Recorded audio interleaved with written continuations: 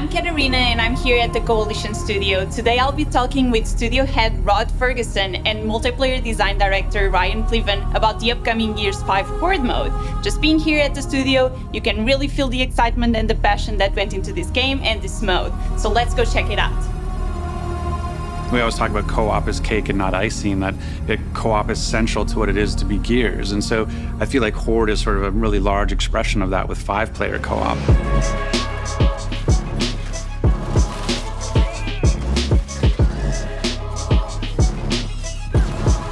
Everything started with Gears 2 Horde.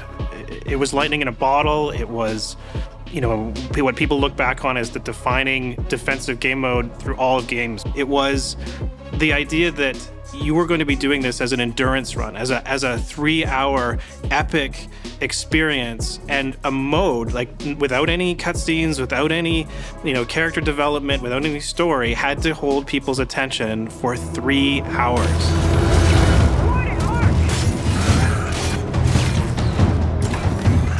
And with Gears 5, what we feel that we've done really is almost the complete realization of what Gears 2 set out to be. The big thing for us now is this idea of ultimates.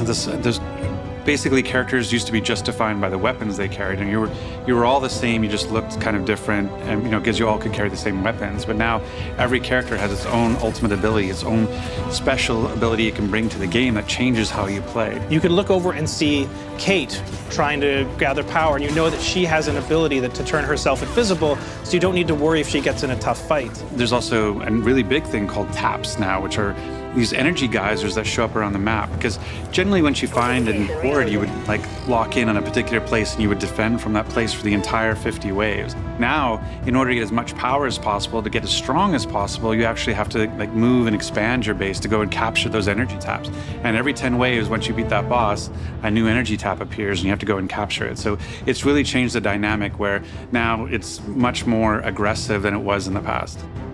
For the first time, your character will start with all the cards that they've already equipped, but they will then increase the power of those cards and increase the power of their core abilities over the course of the game. And that progression is then reset, and you can do it again the next game. And this means that every game feels fresh. You can try a different combination of perks that work with your cards in a specific way. Seeing people make a certain build, like here's a Kait build, I use these cards with these perks, and here's a Dell build, and I think it will be really exciting to see them mix and match and see these different playstyles come together.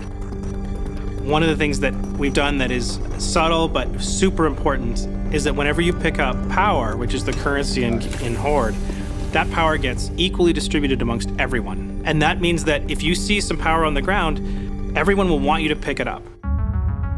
And then we've added stuff to give more information to the players, and things like health bars over bosses and mini bosses. And so there's little feedback mechanisms, and it allows you to play differently, because now I can see that the mini boss is on very little health, so I can go like, I'm gonna get aggressive because I know I can do it. Or I can see, oh, they still have a lot, so I'm gonna hold back. To take characters and push them even further, we've added Jackbot as a playable character inside Horde. It's one of the most pivotal roles on the battlefield. Jack can fly anywhere on the map. He moves really quickly, faster than anybody else. He can heal people, repair things. Really, he's the jack of all trades, and you really want him to be your best buddy. Over time, we're gonna add new characters, and with each character we add, the meta will change. We will have different combinations of strengths. We'll have different team compositions that will be beneficial to certain kinds of players. Every time we add a new character and every time we add a new map, what we hope to see is the Horde community come together to explore this space and show us what the best combination of characters is.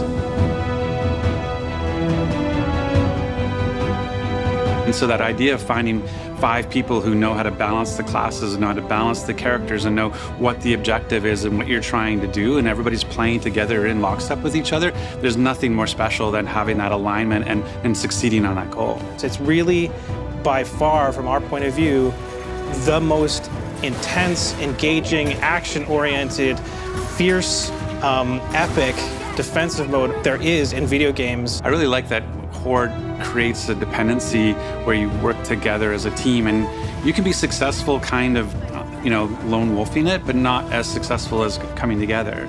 And it's sort of our motto for the studio. We always say, if you want to go fast, go alone, but if you want to go far, go together. And that's true for Horde as well.